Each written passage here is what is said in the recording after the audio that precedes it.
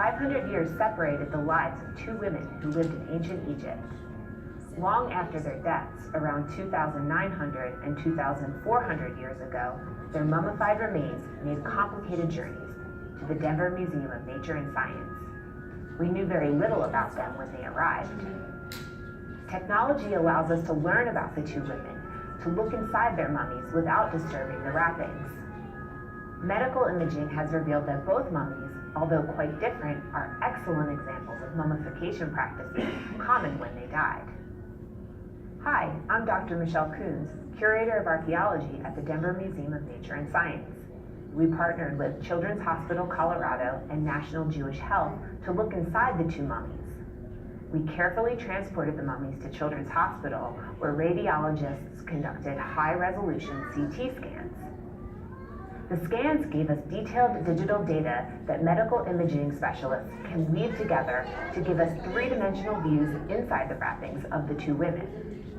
We worked with radiologists and imaging specialists to understand the data we got from the CT scans. We see interesting differences between the two mummies. When we look closely at the scans of their skulls, we see that the 2,900-year-old mummy has a hole in the bone behind her nose where the brain was removed during the mummification process. The 2,400-year-old mummy doesn't have such a hole, and her brain is intact. Another interesting difference between the two mummies is their internal organs.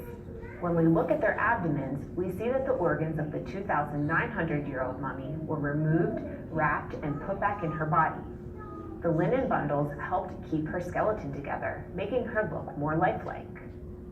The 2,400-year-old mummy's organs were left inside. The result is that some of her bones collapsed, and her organs, although shifted, can be identified.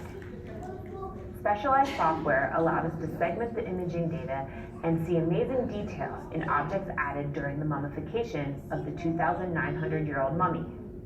Markings on the metal foil that covers the incision where her organs were removed and replaced were clearly identified as the Eye of Horus, a symbol of protection, power, and good health. 4 small wax figures with metal pieces represent the 4 sons of Horus. Each looks after an organ bundle. In addition to the CT scans, we took samples of one of the mummy's eyelashes and did isotope analysis. From that, we found that her diet was typical of the time.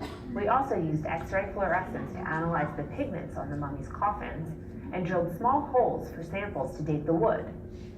Comparing radiocarbon dates from the wood and the linens, we confirmed that neither woman was buried in the coffin she's in now.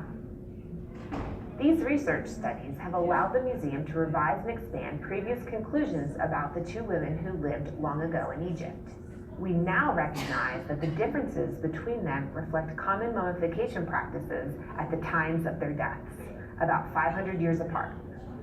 Medical imaging techniques, X-ray fluorescence, isotope analysis, radiocarbon dating, and even breakthroughs with DNA testing, all of these technologies allow us to better understand Egyptian mummies, other ancient cultures, and ourselves.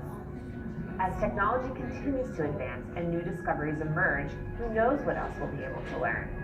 Only time will tell.